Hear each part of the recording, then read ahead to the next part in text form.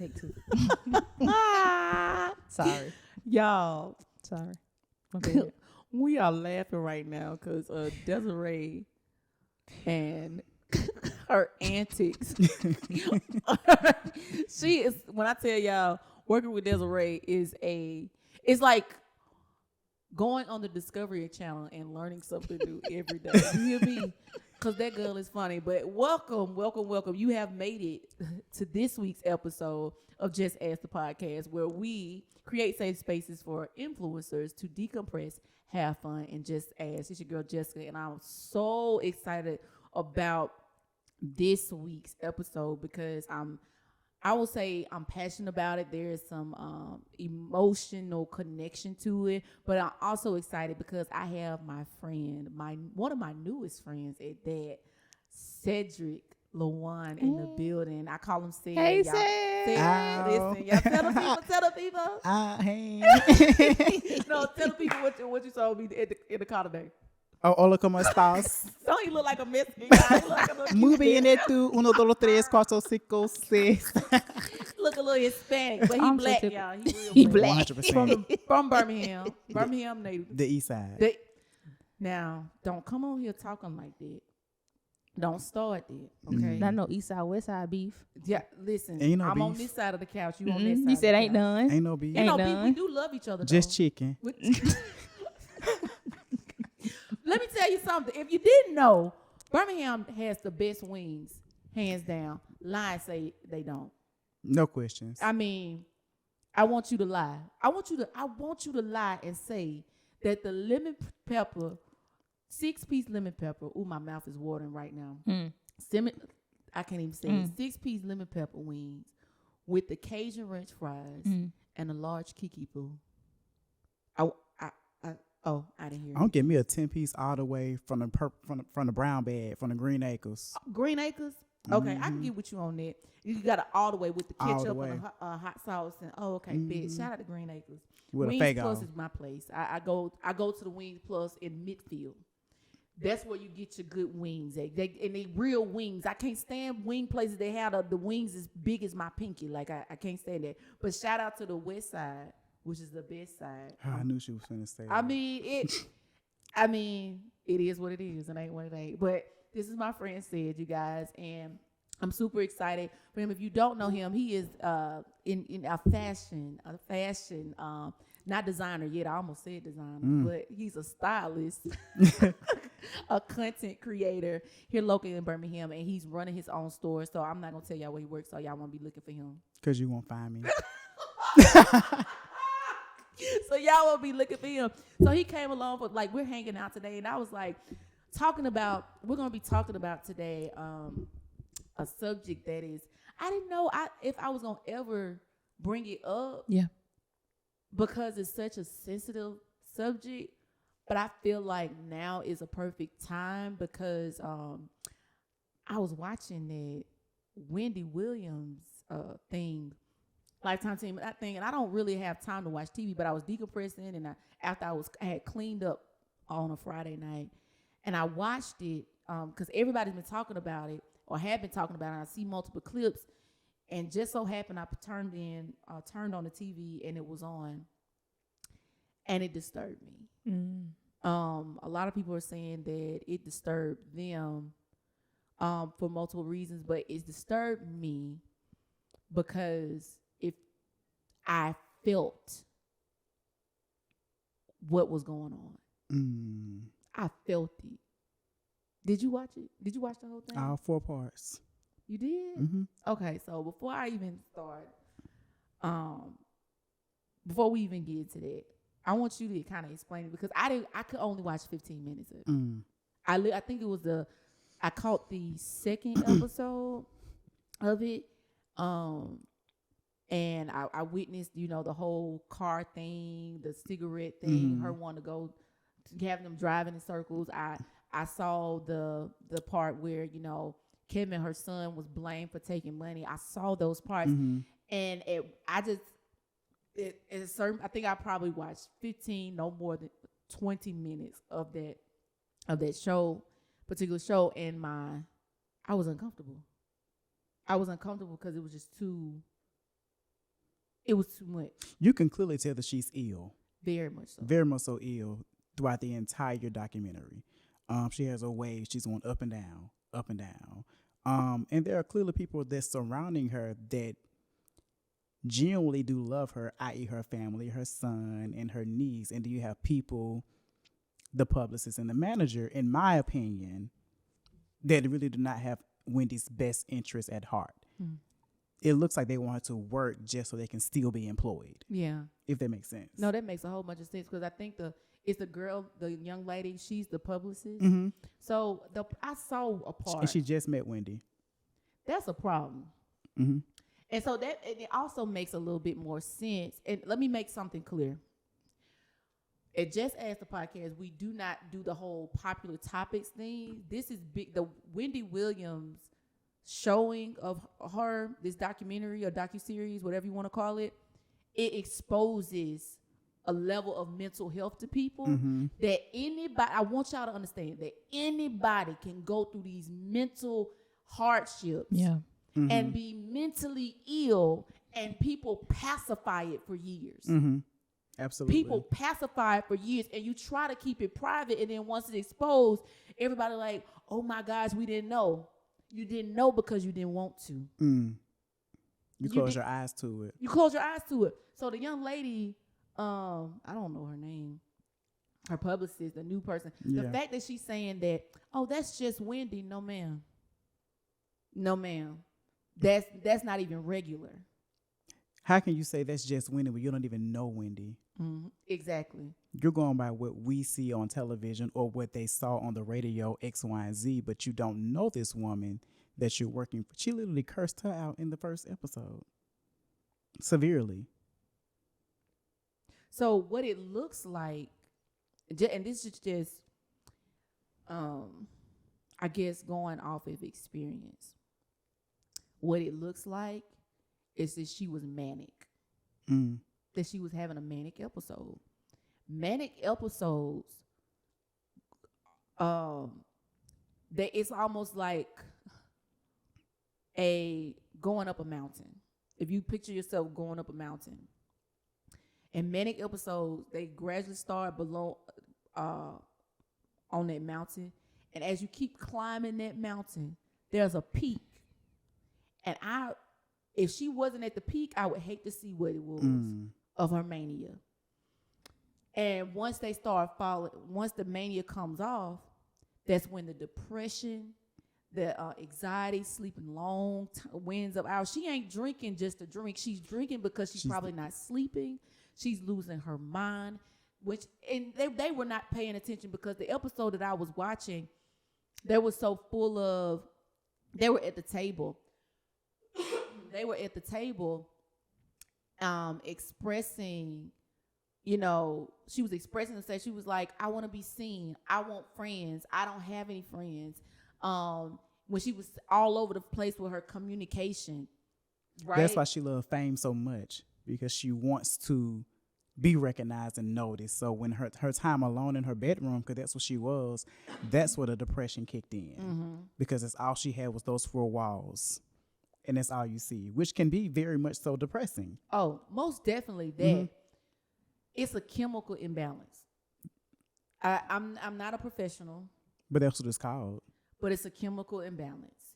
And what happens when you don't have the proper people around you, we talked about it earlier, about being around family. Like, being around family, especially in these type of times, is so important, because people that, unless they just God sent, like Desiree, I don't think that Desiree would let me just fly off the wheel and just be like, oh, okay, you good. Yeah, we can keep going, just ask. No, she would shut it down. And would. I believe it. I believe Desiree would say, Jessica, you're not okay. Or she probably wouldn't say that, because you really can't say that to people that are in a manic state. You really have to rationalize with them, or, I don't know, use Holy Spirit, because that's the only thing that's helped me personally. And when I say personally, I've experienced it. My grandfather, I believe that I don't think he was diagnosed, but I think my grandfather had a level of schizophrenia, bipolar, everything. I'm trying to make it normal for us to talk about this. Yeah. And so the reason why I teeter-tottered around it is because in my bloodline, there have been manic episodes. Mhm. Yeah. There has been mental illness. I'm going to speak about me. I've experienced depression. I was just depressed this time last year for months. Yeah. I've experienced depression. I experienced anxiety. Desiree experienced my Good.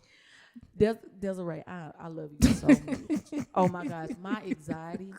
And let me stop saying my anxiety. The anxiety that I experience, it can go high real quick. And you gotta love me because you'll think I'm popping off on you, or you'll think that. And it's not. It's not that at all. Is that? Have you ever had experience with? You know, I that? struggle with depression and anxiety. Oh, really? Both. And so there are times when I feel amazing. I'm just I'm off the wall. Things like that. However, there are days when I just feel extremely low, like very low. But sometimes I just go and I'm faking it. Even last night, I take me a pill so I can go to sleep, just so I can rest. Yeah. Because it's like does your mind is like, racing. Oh my gosh, 10,000 times a minute. Like how do you explain that to people, or like when you're going through that, like how do you explain what you're going through? Or is it easy? Have you ever explained it? How do you learn to get through that process? So honestly, I explain it to the people that I'm close to, so that you can understand. Hey, this is really not. This is me in the moment. Give me my space. But if it gets dramatic, then get help, or really come and just see about me. Like let me know that you're available to me, and then I'll click back in. But sometimes in some moments it's like I feel like the world is against me. What goes through your mind when you're thinking like that? I've done everything wrong. Wow. Everything is wrong. I failed this person, that person. I failed myself. Ooh. And I think that's what really upsets me the most when I think about everything that I should have done for myself and I have not done it. Oh my gosh, you just gave me chills. Like the disappointment of self and like where we imagine ourselves to be, like how we digest it is so real. Like it's so real. And so when you've been in those moments, like I guess, because for one, you gotta know that it is depression. So at what point did you realize that you battled with that? Because I think I was grown. I was working for Enterprise in Pensacola, and it hit me hard. And I didn't know. I had experienced those feelings before, but I didn't have a word for it. So to be honest, an ex told me that I struggle with anxiety due to me speaking and things like that, the way I would move. Sometimes I would be like all over the place. I would bounce off the wall, or I would like fingers would move in all the kind of way. I would tap a lot. Things that's just out of the normal to a regular person. Yeah. So anxiety, that's what this is. I knew I always struggle with that. With depression, after that relationship, that's when I realized, okay, this is depressing. And I always struggle with that, especially when I struggle with my identity. That was depressing enough. But then growing into my adulthood and that relationship and things like that, that's when I went into the ultimate depression. I was upset with work. I was upset with God. I was upset with parents. I was upset with myself. I was upset with everything that was going around me. It's like I didn't want to be bothered. I'm not going to say I did not want to live. However, there were days when I just didn't want to be available. Yeah. Oh, that's real. You just said, oh my God, you just said something so powerful. You said, it's not that I did not want to live. I did not want to be available. That is so powerful, because you think it's so easy to be available for people, but even just showing up for yourself is hard. Sometimes just getting out the bed and saying, Sedrick, just go, brush your teeth, take a bath. Things like that would be so extremely traumatic. Like, I just want to just sit and soak. And then sometimes a light bulb would just click in there. There are days when I'm very strong and I can just be like, hey, get it together. But some days I just can't. Yeah. I just can't. I have to have an extreme push. So when we talk about these seasons of depression, anxiety, because anxiety can come in a lot of ways. And what's interesting is a lot of people like Wendy, that are on this high profile level are coming out with these mental illnesses, coming out saying that they've experienced depression, anxiety on these major levels. Like, this is not no little depression or a little anxiety, like these traumatic experiences. I'm gonna ask you this: how long was your longest experience, and what tools did you use to get out of it? I'm still going through it. Mm.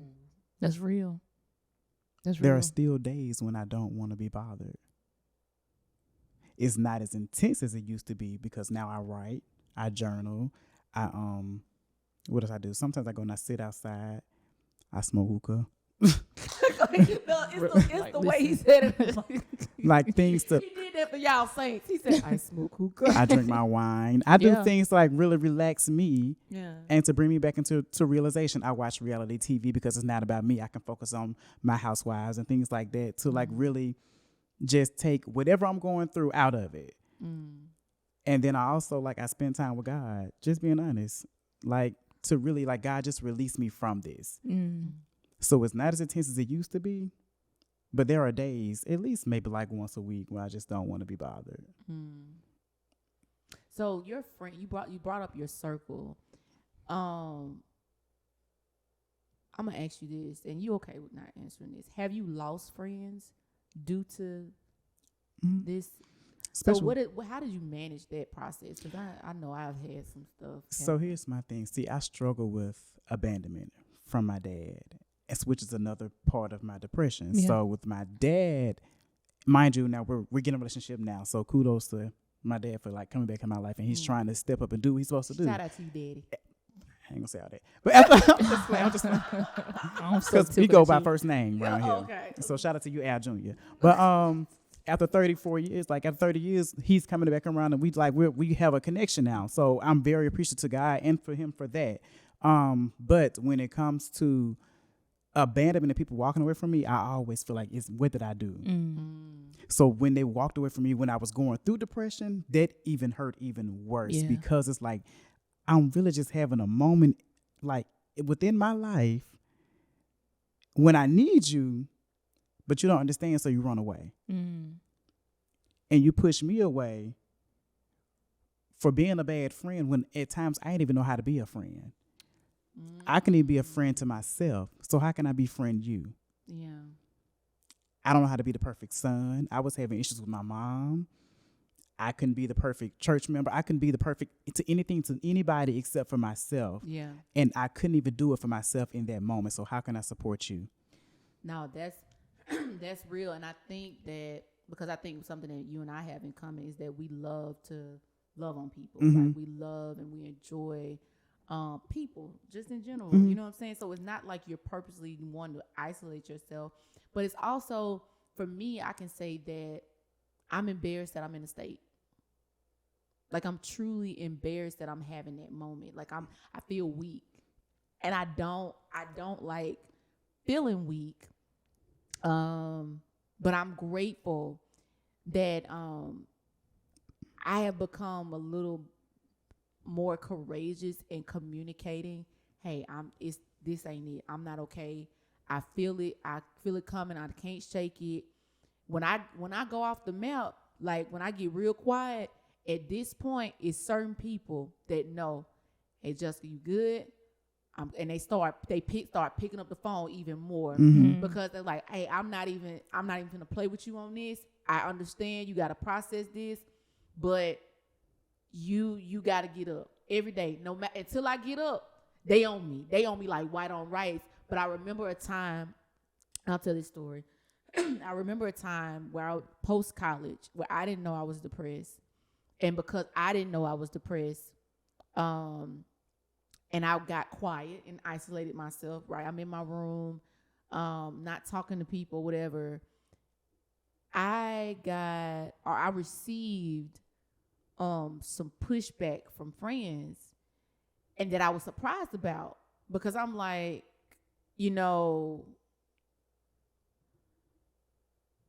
I don't know what's going on with me.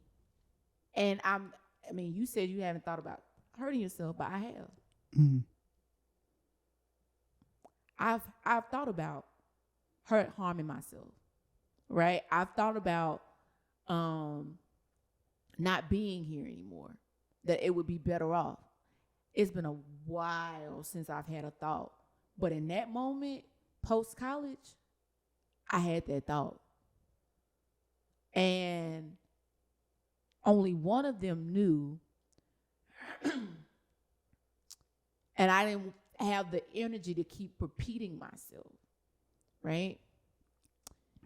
And when the second person found out, she went ham. Like, she was like, no, we need to, basically like love on you. Like, she just was overly loving at that point, because and what I learned, I continuously learn, is what people don't know, they don't know. That's true. So let me ask you this. Did you like receive that? Because I know sometimes when people are trying to force themselves to love you, it's hard to take that in, and you still don't want that. That's a good question. So you see, it's about to be said ass, and I just Come on. Come on, said just ass. So That was cute. Yeah, well, that was cute. So at the moment, no. Mm-hmm. It's hard to receive that. It's hard to receive love. It is, when you're not healed. Mm-hmm. And so I think it's important to note and recognize that when you're unhealed, you don't have room for love, because all the baggage and all the gunk and all mess is still in the way. Mm-hmm. And so you're thinking about all these things, and you're playing the worst case scenario because that's what you believe. If I'm honest with myself, I believe those things, which made me fall deeper into depression because I couldn't see anything else. And so the friends that are willing to learn me, like Desiree, I keep bringing Desiree up because I literally just 2 days ago, I literally called her, and I was talking about something on the show. I was like, I do not like this. This is not, I'm not dealing with this. She was like, well, let's just make a decision. I was like, no, because this is all it is. I mean, I'm like, I'm not raising my voice at her. If I did, I apologize. You did. But I kind of got elevated. So at this point, like, I'm trying to, I know that I'm getting anxious. I'm trying to calm myself down, but I'm thankful that there's a rate, like, she kept the same tone. Like, she was like, because she understands that I battle with this. She understands that if I want something, I want it. And until I calm down, sometimes I can't see her side. I can't see, like, not because I don't want to see her side, because I can't digest it in the moment. Right now. Because all I can feel is this anxiety, and it's a lot of pressure. Yeah. And so she was like, well, just let me know if you make a decision. I got off the phone with her, and watch this. It's called grace. She gave me the grace, not even just the grace. She gave me what I asked for. I'm not saying that you should always bend over backwards with people, but her willingness to work with me in that moment, she gave me for what I asked for. And then I responded to her. I was like, it's good. We can go with it. And she was like, Jesus. She was like, whoa, hold up, pineapples, because I know I probably stressed her out. I mean, I was real stressed. I was stressed, not like stressed, like, oh my gosh, like, I knew the magnitude of what you were feeling and why, right? But my thing was, okay, we can't change it, right? So what can we do moving forward? So I just presented, hey, we can do this, we can do this, we can do this. At this moment, you got to make the decision. She put it on me, but she did it gracefully. And I told her, I don't know, because none of it sounds good. I said, I'm literally telling her, none of this sounds good. All of it's trash. Like, and I'm telling her, and I'm even seeing myself, I'm like, oh my gosh, I don't want to hurt her feelings. I don't want to do this. I don't want to do this. Because she works hard on the part of the show that she took responsibility of. Yeah. She's taking responsibility of this part, and I'm like, I don't want to come off ungrateful. You know what I'm saying? This is my teammate. This is my partner. And so, has there been a time where you you like you're literally in the moment, but you also in your head trying to pull yourself out of it. Does that make sense? Oh yeah, I do that at work all the time. Oh wow. With my team members all the time. But they know me and they understand me. They get it. Did you have to be honest with him? Oh yeah, about that? I'm very honest with like? all of my leaders. Okay, guys, so let me be transparent with you. I struggle with this and I struggle with that. So there are times when I may overreact, but please don't take it personal. Pull me to the side, and on those days when I know for a fact I'm having a day, I sit in my office. I never take it to the floor because I don't want anybody to embark on that journey with me. Wow. Let me do this right now on my own. How do you know when to do it on your own and to allow people in, though? Like, how do you gauge that? Well, I'll never give it to my team members because it's not their business. Right. Of course. But of course not them. But when it comes to like my friends, I have some very good friends. Like they will come and knock on my door and let themselves in. They got keys. They got keys. Well, 2 of my friends have keys. They come in. Wow. My mom has came to my house and I've went to her house on one point of occasion. I'm talking about just boohoo crying. Like I was having a very rough moment. And it was in the middle of the night, just tears. And my mom sat on the couch next to me while I cried. And I let that one of those nights. It was like a night where I released everything, how I felt about her, things I went through growing up, all that kind of stuff. That was a traumatic night. And when I got done talking, she said, "Okay, lay there and we'll talk about it in the morning." The power of parental love is real. The time I was in Pensacola, right, I didn't know what was going on with me. I didn't even know that anything was going on with me, but I know I just kept profusely crying. I felt like I just couldn't do it anymore. Like I couldn't, everything hurt. That's good. Everything hurt. Like breathing hurt. Literally, like everything hurt so bad. And it made it worse because I was in a place where I was by myself. I didn't know anybody in Pensacola. Like not a soul in Pensacola. And I remember it was a day my dad, I guess, I don't know if he hit a fed up point, but he rearranged his schedule. And he came and stayed with me for 2 days.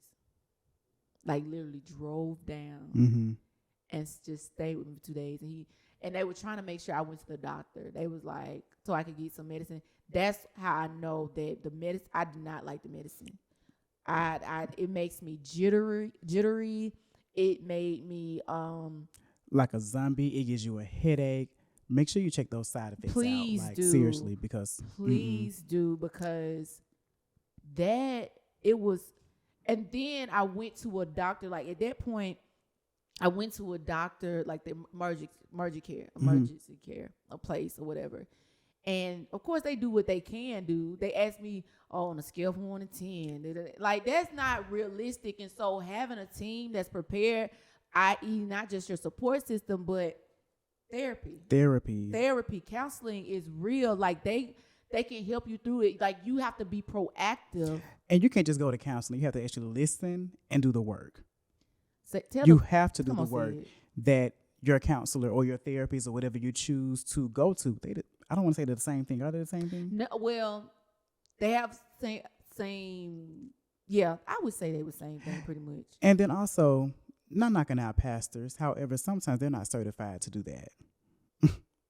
That's why I love you seen that T-shirt that says "I love Jesus and therapy" or "I need Jesus and therapy," because it's real. They're not. You're putting them in a position to nurture you and take care of you, where a professional, God made professionals. Exactly. Like, why would this profession be here if we weren't supposed to use it? You know what I'm saying? And so counseling for me, at one point I didn't want to do counseling because when I went to counseling as a young girl, I don't know if the lady liked my daddy or not, but she told all the tea to your daddy. To my daddy. I'm like, I wish my daddy was ugly or something, because I mean, all the women just be telling I'm a business. My God, like I ain't have no secrets, none whatsoever. So that put a bad taste in my mouth with counseling. But now, like just going through these different courses, going through different situations and actually seeing the power of therapy, Mm-hmm. the power of counseling has really benefited me, because now I understand you got to have a self-care plan. So you got to try new things to see what you like, to see what works for you outside of the alcohol, because baby, I was an alcoholic at one point. I had to tell myself, no, you cannot drink this. Why you can't smoke, you can't drink, because it get real, because you just want to feel good, you want to numb the pain. I just want to just sit here and just soak it, like Wendy. Mm-hmm. Like when I tell you wine was my bit, not just wine. I'm taking my tequila shots. I'm having me a cocktail every day. I would leave from work and go straight and get me a drink so I can go to sleep, because I don't want to feel it. And you don't want to think about it. And I don't want to think about it. You don't want to think about it. However, it was still roaming in my dreams. Tell the truth, said. It's still there. Tell the truth. Everything is still playing out. And so I'm looking forward to you getting fully out of this Mm-hmm. this season. So what steps have you taken to progressively? To be honest, Maxine Waters said reclaiming my time. Okay. And I do that. Let go. It's about me. In this season, everything that's going on is about me. And it's not that I forgot about you, but you're not priority right now. Come on. Right now. Right now. Yeah. That's You're not so priority good right said. now. It's about me in this season. And so till I'm 100% healed, I can't give myself to nobody else. Mother, father, sister, brother, and nobody else can come before me in this moment unless you actually need me for something specific. But if it's going to take away from me and my mental health journey, I can't support you. When were you able to Say no. you see this said Yes, just ass, listen, right? come on. Said just Say ass. no. Come on. Now, to be honest, I've always been somebody that can say no. Like just, but I'm honestly a people person, so I would say yes a lot. But when it started to like really affect my, I'm just stretching myself too thin.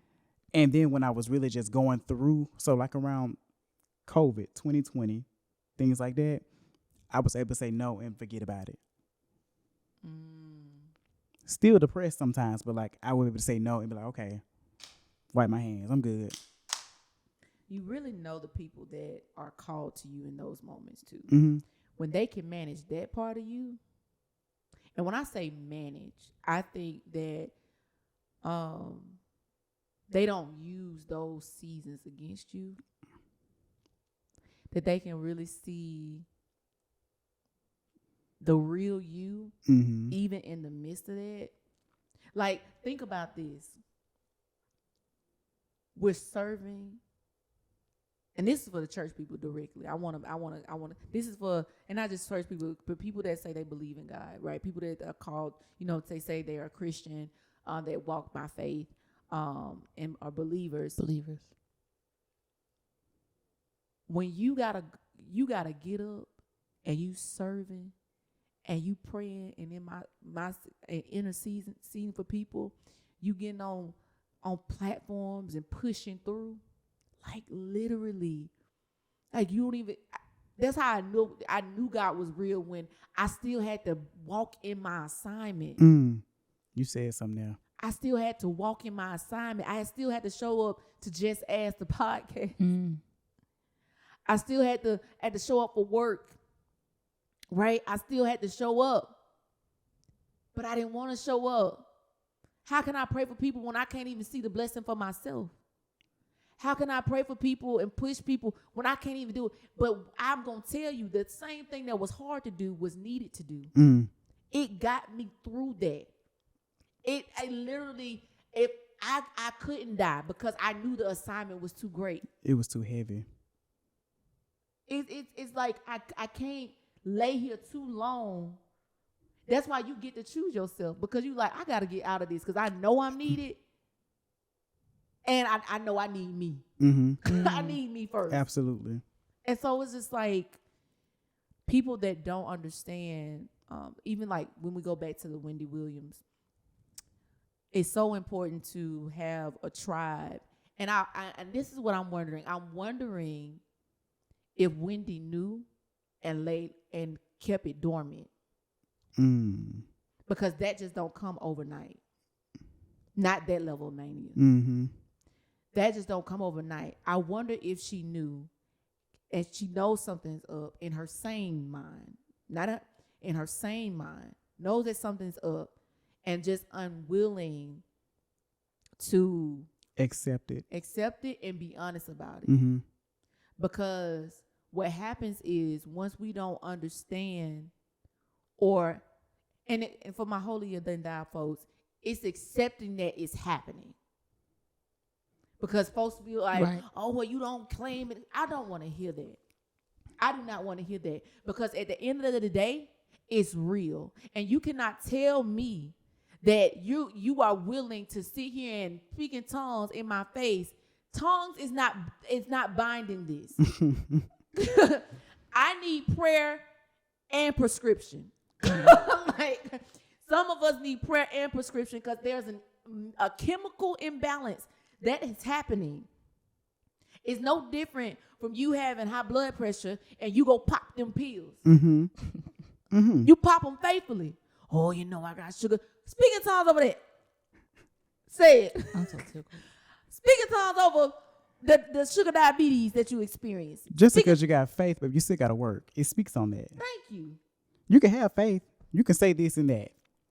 But you got to work for it too. You do. And I'm like, with this whole Wendy situation, I wonder if that she avoided it. I know I can only imagine for that level of mania or whatever specifically is going on with her, it's embarrassing. It's frustrating. It's like, I'm this high profile woman. How can I deal with this? Yeah.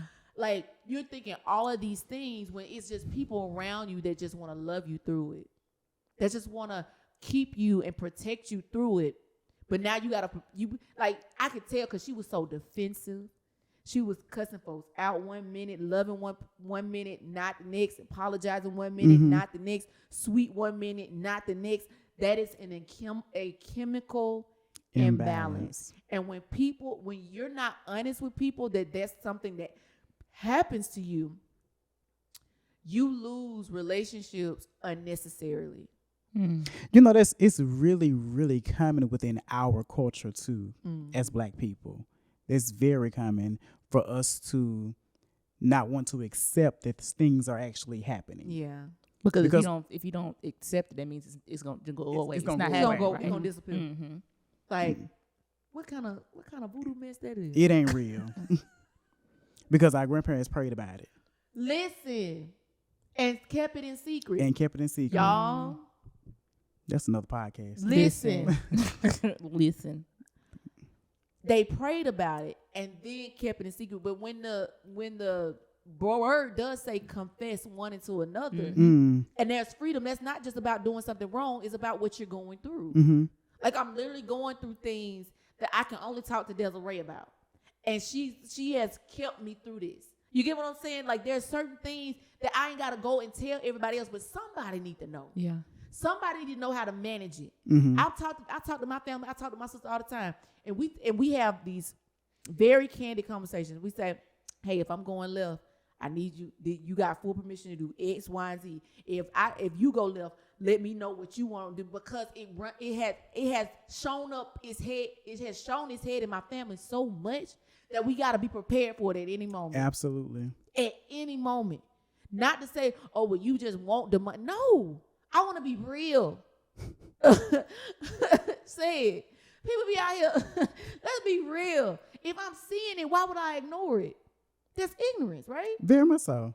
Like, I don't understand. And so I'm grateful for one that you would even, what you said earlier, man, was so powerful about, hey, I'm still going through it now. That's strong, and I'm proud of you. That's real strong, and I'm so proud of you, because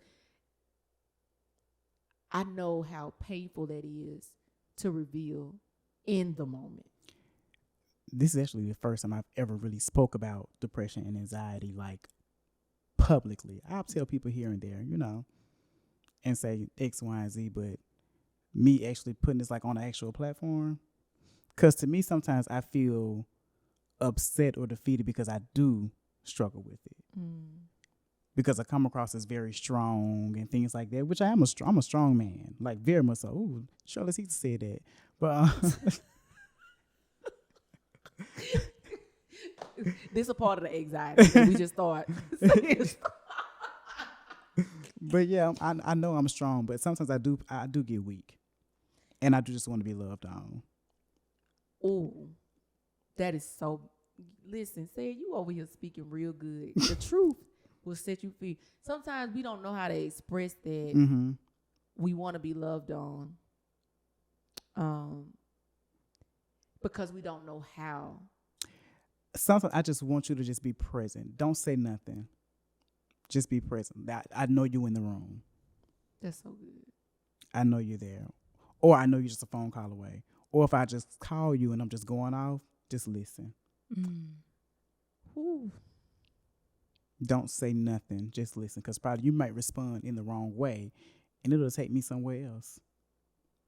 So for those that are listening to this and don't really fully understand the need for somebody that deals with mental health, that are exposed to this, that they're a participant because they are trying to help, what is something that you would leave with them to help their loved one through this process? Because I think if we end anywhere, if we land a plane anywhere, I think it's healthy to land it here. Because speaking of Wendy, my heart goes out to Kevin.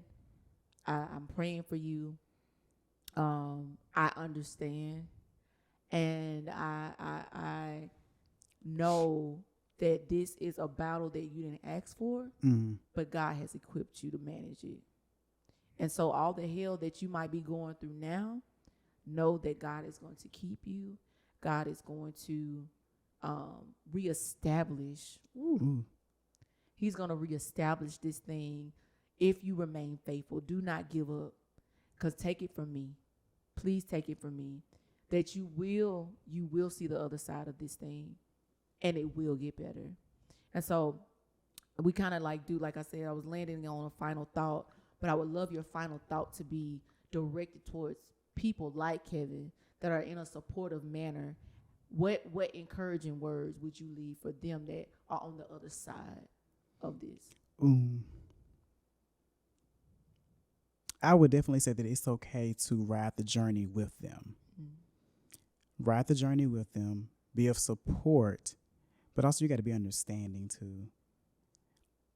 But it's also okay to put yourself first and don't lose sight of yourself as well. Because if you try to put yourself in that position, they're going to drag you with them. Yeah, that's good. That's so good. You'll fall into depression too. So you have to be strong-minded as well. And therapy for everybody, not just depressing people. Yeah, therapy. It's for everybody. That's a good end quote. Therapy for everybody. Okay, that's actually a good T-shirt. It is good. Therapy. Put on the shirt. I'm gonna put said just ass. Y'all, I think we weren't trying to have like a leery conversation, but I think this conversation, I think we'll probably end up having this conversation again. I'm probably going to bring a mental health professional on because I think this is so important. And seeing Wendy, someone that literally does something I'm entering in, not just lose herself, but not reflect the woman that we've seen, has been challenging. It's been heartbreaking, but it has made me aware that you need to be prepared and be proactive on your community for if something were to happen. So come up with a plan. Get your self-care plan together, okay? That's the best thing that you could do for you. And so I want to leave you with that. I want to thank you for joining. Thank you for showing up. Thank you. Thank you for being on the platform. Remember that when we do hashtag said just ask, you already know who's coming. And so thank you for lending us your ears. Thank you for lending us your time. Until next time, until next week, life will be much more simple if you just ask. See you later.